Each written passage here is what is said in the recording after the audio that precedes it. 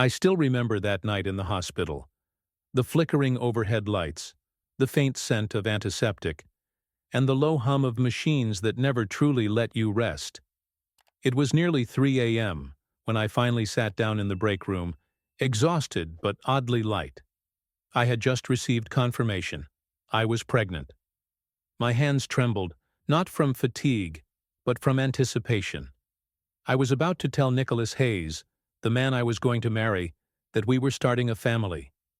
Nicholas was everything people admired and feared, CEO of one of the largest medtech companies in the country, a man with sharp suits, sharper words, and a business mind that didn't know how to lose.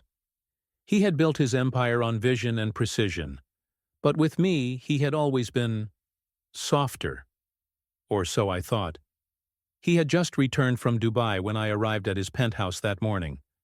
I barely had time to take off my coat when he said we needed to talk.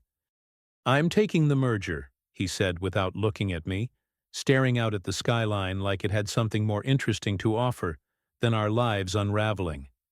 I blinked. "The one with Medicon?" He nodded. "It's finalized, but there's a condition." He turned then. There was no trace of hesitation in his eyes. "I'm marrying Soraya Al-Karim. She's the daughter of Medicon's principal investor." I thought he was joking. I really did. "But we're engaged, Nick." My voice cracked even though I tried to hold it steady. He didn't flinch. "You'll be fine.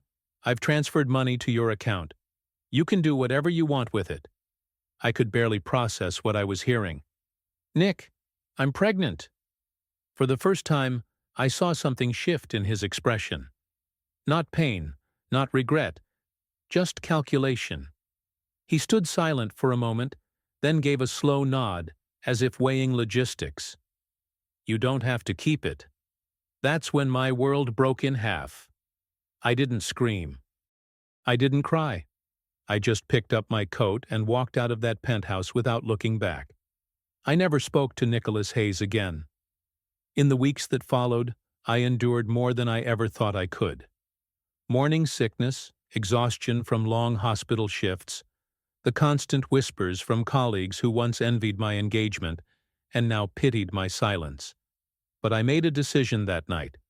This child would never feel unwanted. Not by me. The pregnancy was brutal. Every ultrasound reminded me of the absence beside me, of the name I had to cross off the birth certificate form. But when Ethan was born, everything shifted. He had my eyes, but his jawline was unmistakably Nicholas's. Holding him, I realized this boy wasn't a reminder of what I'd lost. He was proof that I had survived, and I wasn't alone. My best friend Kayla moved in for a few months after the birth.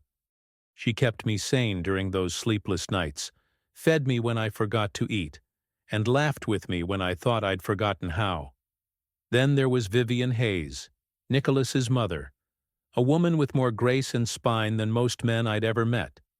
She came to visit me in secret a month after Ethan's birth, holding back tears as she cradled her grandson for the first time. "I told him not to do it," she whispered. "But Nicholas listens to no one when money's involved. And She never said it out loud, but her support was unwavering. She made sure I was safe, that I could finish my residency without worry. And when I was ready, she connected me with a financial advisor, someone discreet who would help me slowly acquire shares in Nicholas's company. She called it a scholarship for resilience. I called it poetic justice. By the time Ethan turned 4, I had become one of the top pediatric surgeons in the Midwest. Invitations to speak at conferences, TV interviews, research publications. I never let myself slow down. Not out of revenge, but because I owed it to myself and to Ethan to become something more than a victim of someone else's greed. And I did. Chicago has a rhythm, fast, unforgiving, and electrifying. I had grown into its pulse. Between surgeries, academic talks, and parent-teacher conferences, I moved through life like someone who no longer had time to grieve what could have been. I wasn't hiding pain. I had simply outgrown it. Ethan had just started preschool. Every morning we passed the same bakery on our way to the hospital and school. He insisted on the same routine: a chocolate croissant and a little logic puzzle torn from a kid's workbook. He was only 4, but he could already solve patterns most adults would struggle with. It didn't surprise me. What did surprise me sometimes was how calm he was. Focused. Just like his father used to be, but without the sharpness. There was kindness in Ethan. A quiet, observant nature that felt entirely his own. At work, people knew me as Dr. Lindsay Cooper, calm under pressure, brilliant with her hands, and someone who didn't let emotions interfere. That's how they saw me. What they didn't know was that every stitch, every incision, every decision in the OR was fueled by something deeply personal. I had learned to turn pain into precision, regret into drive. The hospital's chief of surgery, Dr. Meredith Lang, became a mentor early on. She was fierce, unapologetic, and respected in every circle that mattered. When I was promoted to lead a multi-state pediatric initiative, it was her recommendation that sealed it. "You're the kind of woman people bet against," she once told me in her office, "until you show them they were looking at the wrong table all along." That line stayed with me. Outside the hospital, I kept a low profile. No Instagram, no interviews that mentioned my personal life. The only exception was the quiet acquisition of shares in Hayes Biosystems.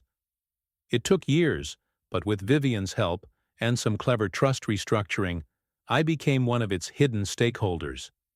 Vivian never asked to be involved in my life, but she showed up in small ways. A birthday gift for Ethan, a call when I had a big surgery on the horizon. We kept our connection out of the spotlight. She knew her son had made his choices, and she never once tried to justify them. As for Nicholas, he had all but disappeared from the emotional landscape of my life. Occasionally, I'd catch a headline. His company was booming after the merger, his name mentioned alongside top Fortune executives. But none of it stirred anything in me. Until one ordinary Saturday. I had taken Ethan to a late lunch at a quiet, upscale restaurant downtown. We'd just come from the Children's Museum, and he was still buzzing from the interactive exhibits. We sat near the back, sunlight filtering through the windows. Ethan hunched over a tablet, solving a puzzle game with the kind of focus that made me smile, without even realizing it. I was sipping tea when I felt it. A presence. A pause in the room's atmosphere. You don't need to see someone to know when their energy has entered your space. I looked up, casually at first, and there he was. Nicholas Hayes, wearing a navy suit, expression tight, flanked by 2 men in business attire. He stopped. Mid-step. His eyes locked on the table. On Ethan. On me. There was a flicker in his gaze. Recognition first, then disbelief. And finally something more primal. Regret. I didn't flinch. I didn't look away. I smiled at Ethan instead. "Need help with that one, buddy?" He grinned. "Nope, I almost got it." Nicholas stood frozen, not daring to approach. I returned my gaze to my son, steady and calm, as if the past hadn't just walked through the door in polished shoes and tailored shame. He didn't come over. Not then. And that told me everything I needed to know. After that day at the restaurant, something shifted. Not in me, but in the air around me. Like an old door had creaked open behind me, and though I had no intention of walking through it again, I could feel the draft. Nicholas didn't approach me that afternoon. But 2 days later, a bouquet of white lilies was delivered to my office with a note that read, "I saw you. I saw him. Can we talk? N." I didn't respond. I threw the note away and gave the flowers to the nurse who'd just had a baby. The next day, another note. This time hand-delivered by a courier with a business envelope from Hayes Biosystems. Inside was a personal letter, long and neatly typed. Nicholas apologized. said he had made decisions based on pressure, on ambition, on the blind pursuit of legacy. He admitted that the second the merger went through, he knew it had cost him more than he realized. "I don't expect forgiveness," he wrote, "but I want to know him. I want to know my son." I folded the letter and placed it in a drawer I hadn't opened in years, the same drawer that held Ethan's first sonogram. The same drawer where I had stored the original engagement ring he never asked back for. But the message had already rippled into my life. Vivian called me that evening. Her voice was low, tight. "He came to my house," she said, "asking questions. He saw you, didn't he?" "Yes," I replied. "At the restaurant." She was silent for a long time. "I warned him," she finally said. "But you need to be careful, Lindsay. When he realizes what he lost, he'll try to control it. That's who he is." I didn't disagree. Nicholas never reached for something without trying to own it. Still, part of me, maybe the one that once loved him, wondered if he truly felt something real. Not love, not hope, but the raw, aching regret of a man who finally saw the humanity behind the deal he'd made. The real shift came a week later. I was presenting at a medical symposium when I got a call from my assistant, Anna. "There's someone from Hayes Biosystems in the lobby," she whispered. "He says it's urgent. And he brought security." That got my attention. I stepped away from the conference hall and met the man in a private lounge. He introduced himself as legal counsel for the company and handed me a thick manila envelope. Inside were printed pages. Official, cold, threatening. Nicholas had filed for partial custody. No warning, no conversation. Just paperwork. I felt the floor tilt beneath me. He was going to try to take Ethan. I called Kayla that night. She was livid. "He disappears for 4 years and now he wants custody? What kind of man does that?" "A desperate one," I said. "Or a strategic one." She paused. "What are you going to do?" I didn't answer right away, because deep down I already knew. Nicholas hadn't just resurfaced because of guilt. He was losing control. Rumors had been swirling in the corporate world. Hayes Biosystems was under federal scrutiny for a questionable licensing deal abroad. His image was fracturing. And what better way to rebrand himself than as a devoted father who reconnects with his estranged son? But I was no longer the woman who used to wait quietly on the sidelines. My lawyer responded to his petition with fire.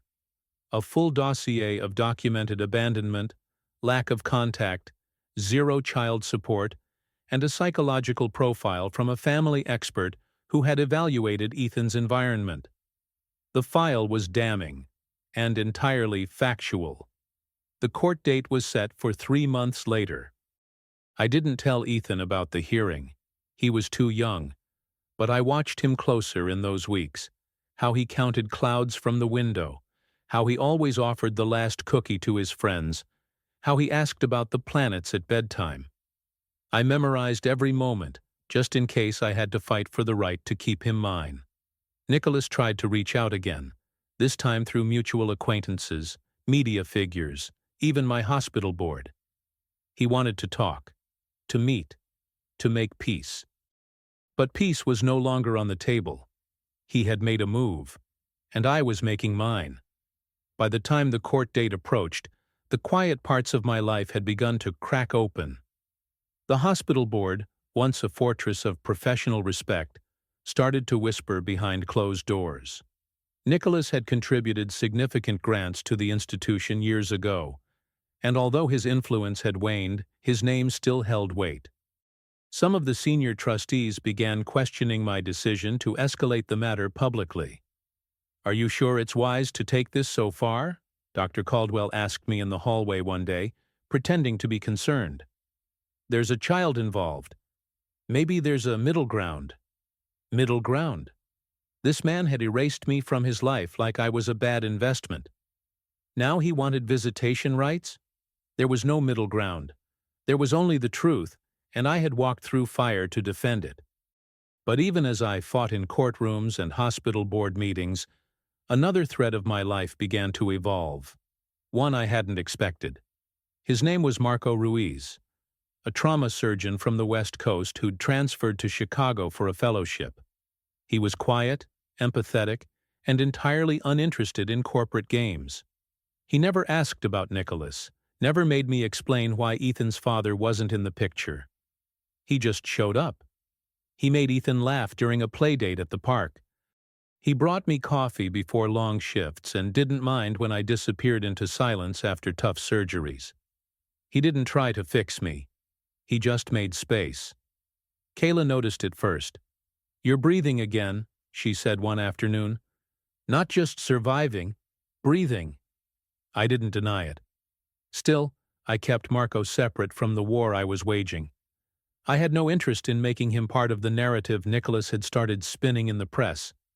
Because yes, Nicholas had finally gone public. An exclusive interview aired on a Sunday night, painting him as a man blindsided by the truth of fatherhood, desperate to reconnect with the family he never knew he had. He spoke about regret, about legacy, about love. He never mentioned the part where he offered me money to disappear. The media swallowed it whole, but the court didn't. Thanks to my legal team, Vivian's quiet testimony, and records from the time of Ethan's birth, we had a wall of truth too high for even Nicholas to scale. In the final week before the hearing, my attorney received a new offer. Nicholas would drop the custody suit if I agreed to a private settlement. Sealed records, joint press statement, and a few carefully staged photos. It was all about damage control, and I almost declined outright. But something made me pause, because I saw the endgame now. This wasn't just about protecting Ethan from a manipulative father. It was about closing a chapter with the kind of dignity Nicholas would never understand. So I countered. He would drop all claims permanently. He would sign away parental rights in exchange for a neutral press statement, one that would save face without granting him access. There would be no photos, no co-parenting fantasy, just a clean end. And he agreed. On the morning of the final court date, Nicholas showed up alone. No lawyers, no entourage, just a signed agreement and eyes that looked more tired than I had ever seen them. "I'm sorry," he said once, quietly. Genuinely, maybe. I nodded. "You lost a family, but I built one." He didn't say anything after that. He left, and I felt nothing. Just peace. It's strange how the most defining moments don't arrive with thunder or fireworks. They just happen. Quietly, like the final click of a lock sliding into place. 2 weeks after Nicholas signed away his rights, I was invited to speak at an international pediatric conference in Boston. It was a career milestone, keynote speaker, televised broadcast, recognition from the most prestigious medical board in the country. Every name in the industry would be watching. I brought Ethan with me. He was thrilled to be on a plane again, dressed in his tiny navy suit, carrying a little toy stethoscope in his backpack. "Maybe I'll be a doctor too," he told me, yawning into my shoulder as we waited at the airport lounge. "You can be anything you want, kiddo," I whispered. The night of the speech, I stood backstage with my notes trembling in my hand. Not from nerves, but because I knew what this moment meant. Not just to my career, but to the version of myself that once sat in a hospital break room, heartbroken and alone. As I stepped onto the stage, the lights hit me like warmth. The applause came in waves, polite but enthusiastic. I opened my speech with a story about a single case that had changed me. The surgery of a newborn with a rare condition, one that required a team to operate for 12 hours straight. I didn't mention Nicholas. I didn't mention Ethan. But I mentioned legacy. "What we leave behind," I said, looking out at a sea of faces, "shouldn't be measured in awards or shares or headlines. It should be measured by the lives we touch and the strength we build, not when things go right, but when everything goes wrong."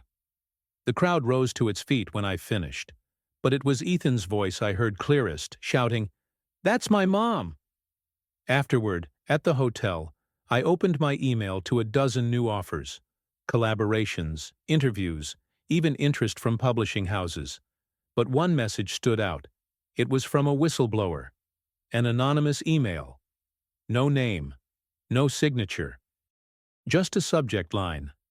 You should know what Nicholas is really hiding. I clicked it open. Attached were documents, internal memos, flagged transactions, encrypted communications between Hayes Biosystems and offshore entities in the UAE. The information was explosive. It didn't just suggest misconduct, it proved it. Nicholas hadn't just married into money.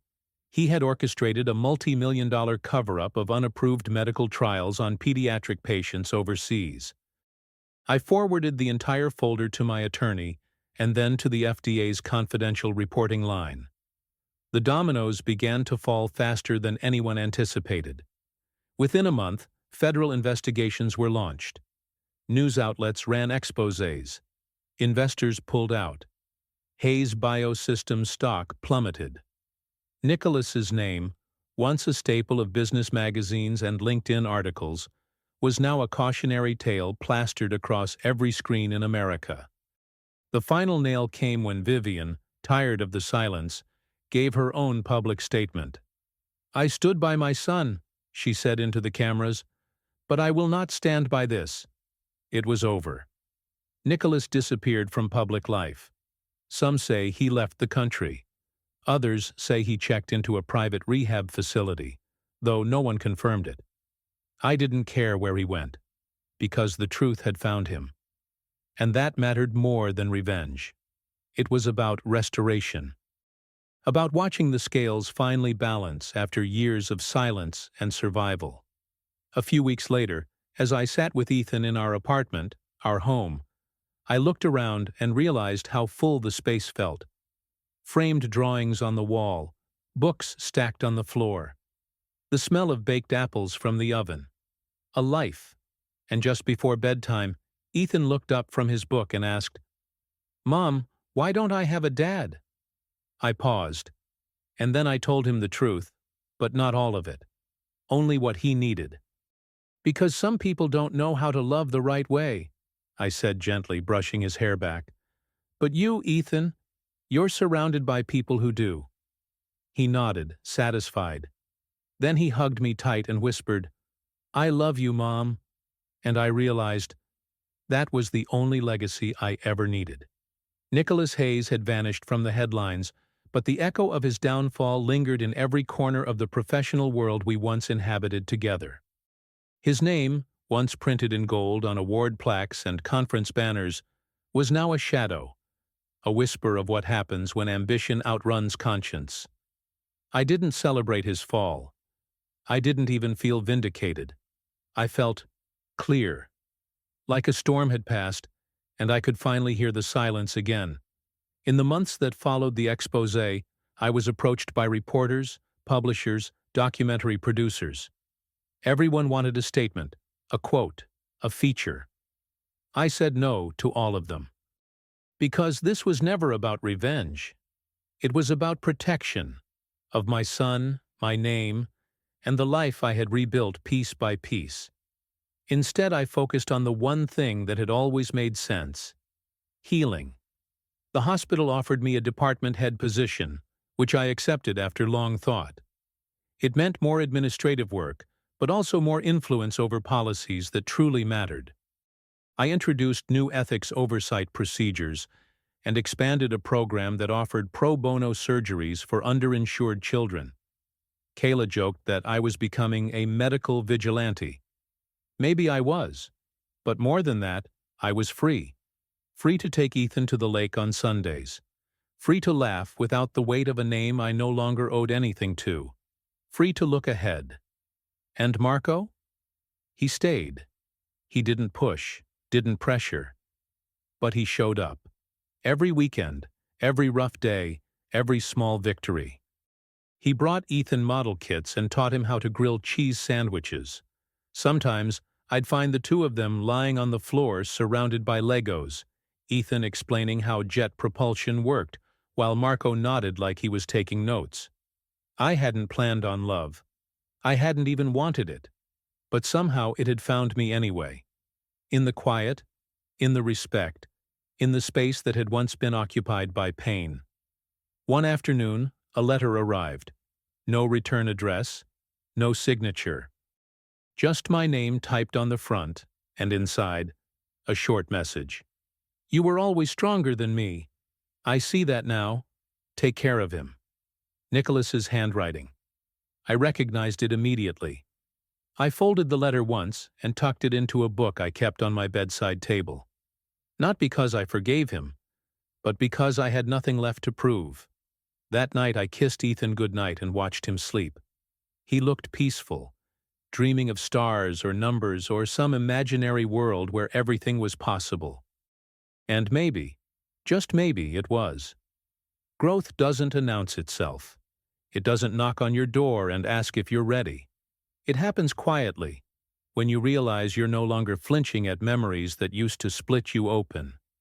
It's when you're rushing out the door, late for a school play, and your son is laughing because you forgot his lunch for once. It's when you sit across from a panel of surgeons and realize you're the most qualified voice in the room. It's when you stop surviving and start choosing.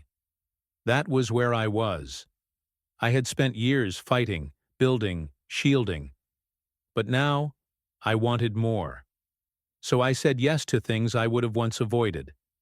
Yes to traveling with Ethan, just the two of us, on a summer road trip through Colorado, where we hiked trails and roasted marshmallows under stars that didn't care who we used to be. Yes to letting Marco into our lives, not just as a presence, but as a person with a past, with flaws, with a quiet strength that balanced my fire. And yes to a new research initiative that would bring advanced pediatric care to underserved regions across the country, a project I had only dreamed of back when I was scrubbing in on overnight shifts, wondering if I'd ever feel whole again. One night, after a long day of meetings, I came home to find Ethan asleep on the couch, a science magazine on his chest and his shoes still on. Marco had left a note. He said he was going to wait up for you. Made it to page 12 before the snores kicked in. I smiled. That kind of quiet domestic moment, years ago it would have gutted me. It would have reminded me of what Nicholas had taken. Now it reminded me of what I had reclaimed. Ethan was growing into himself. Sharp-minded, kind-hearted, a kid with a fierce sense of fairness and a love for space documentaries. He started asking deeper questions, not just about the world, but about his own. One evening he asked, "Do you think people who make mistakes can still be good?" I looked at him for a long time. "Yes," I said carefully, "but only if they learn, and change, and stop hurting others." He nodded, as if turning that over in his mind. I never told him much about Nicholas, and I wouldn't, not until he was old enough to see the full picture and draw his own conclusions. But I'd make sure he had every tool to do so, honestly, with strength. At the hospital, my leadership was quietly rewriting the culture. I implemented mentorship programs for young residents who didn't come from elite schools and challenged biases that had once kept women off surgical leadership tracks. For the first time, I felt not just present, but powerful. And still through it all, I was a mother first. That fall, Ethan's school hosted a parent-student showcase. He stood on stage in front of dozens of parents and read a short essay he'd written. "My hero is my mom. She's a doctor, and she saves kids. But that's not why she's my hero. She's my hero because she never gives up, and because when people are mean or walk away, she just builds a new world without them." The room went quiet, and I cried, not because I was sad, but because my son saw me, not just for what I'd done, but for who I had become. Later that night, after the applause, the photos, and the ice cream celebration, Ethan was half asleep in the back seat when he whispered, "You really are a hero, Mom." I didn't say anything. I just reached back, took his hand, and held it the rest of the way home.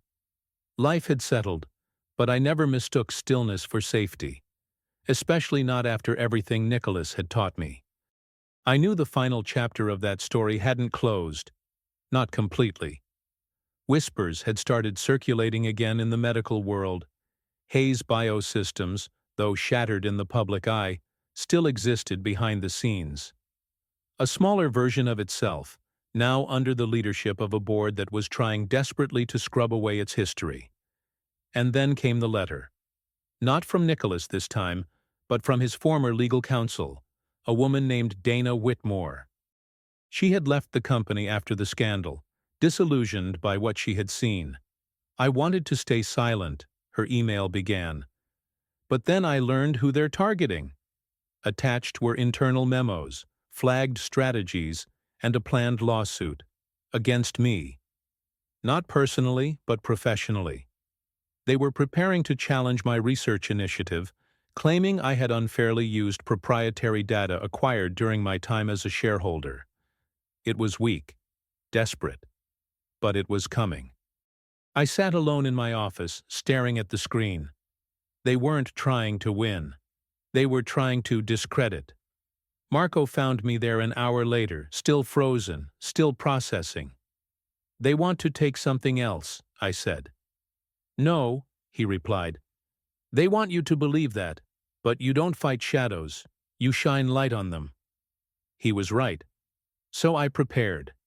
I gathered documentation. I called Vivian, who, without hesitation, agreed to testify if needed. I met with a team of legal and medical ethics professionals who had seen this kind of retaliation before. We weren't just going to defend the program. We were going to expose the last threads of a company that had already lost its soul. But I didn't let the pressure bleed into home. Ethan had his first science fair coming up.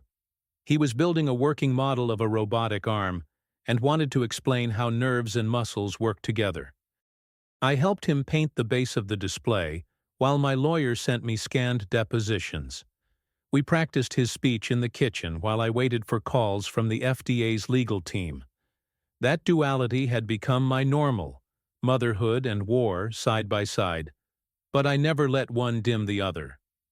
On the eve of the science fair, a cease and desist letter was delivered to my house, and that's when I decided I wasn't going to wait for the attack anymore. I was going to end it. For good. The day of the science fair arrived like any other, crisp air and morning light spilling through the windows.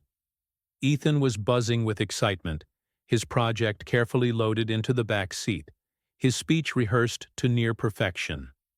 I wore a simple dress and a quiet smile, masking the tension that curled in my stomach. Not because of Ethan's big day, because I had just submitted an open letter to the New York Times. It was bold. It was direct. And it was backed by over a dozen verified sources, internal records, and former employees, people who had quietly reached out to me after the scandal, afraid but ready. The headline read, "The Hidden Cost of Silence: What Hayes Biosystems Tried to Bury, and Why I Won't Let Them."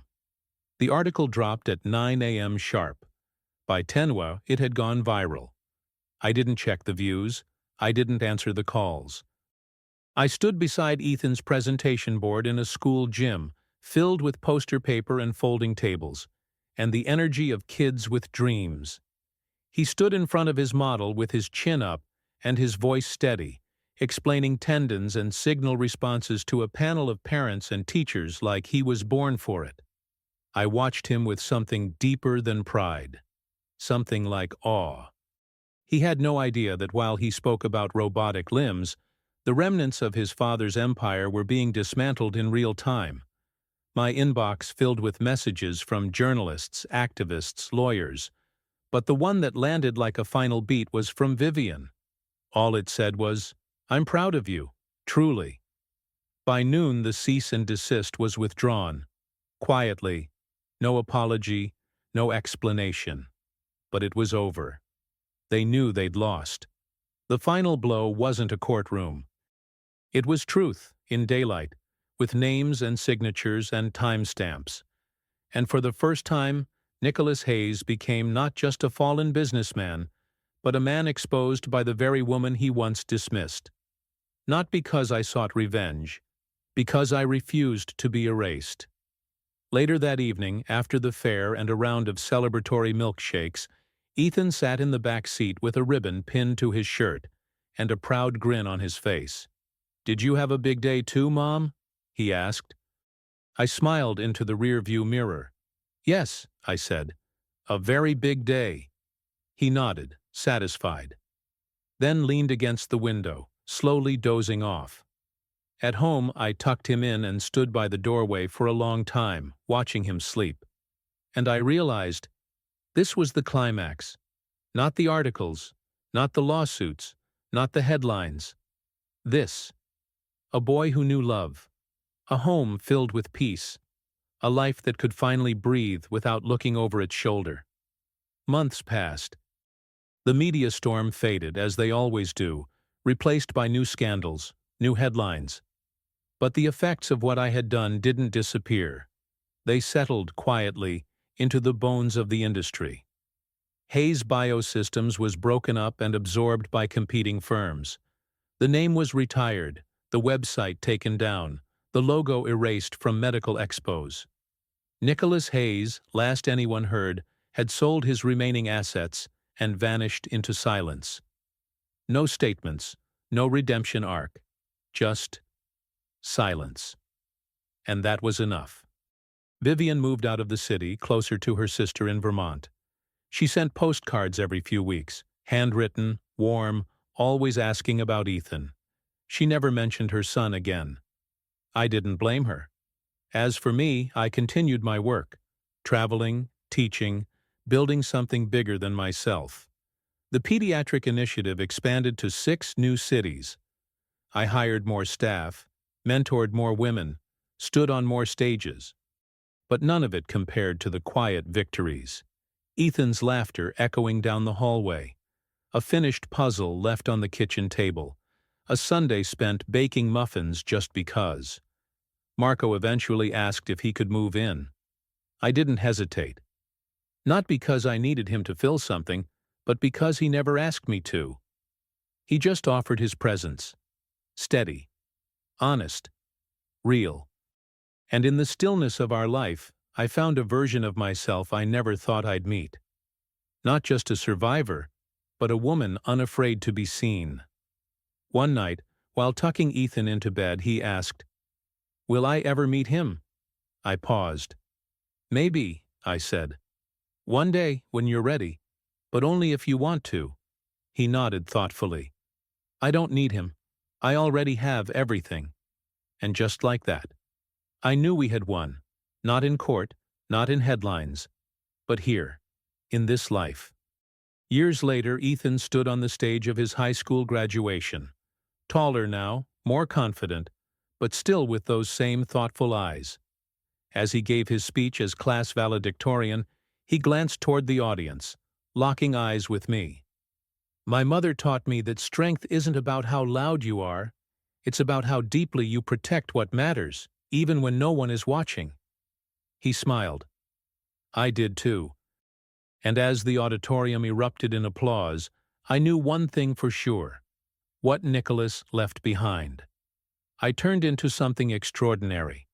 If this story moved you, take a moment to reflect on the strength it takes to rebuild from betrayal, and how love, in its quietest forms, can be the loudest victory.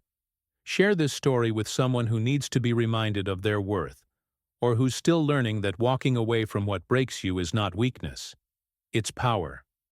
Leave a comment below. What would you have done in Lindsay's place?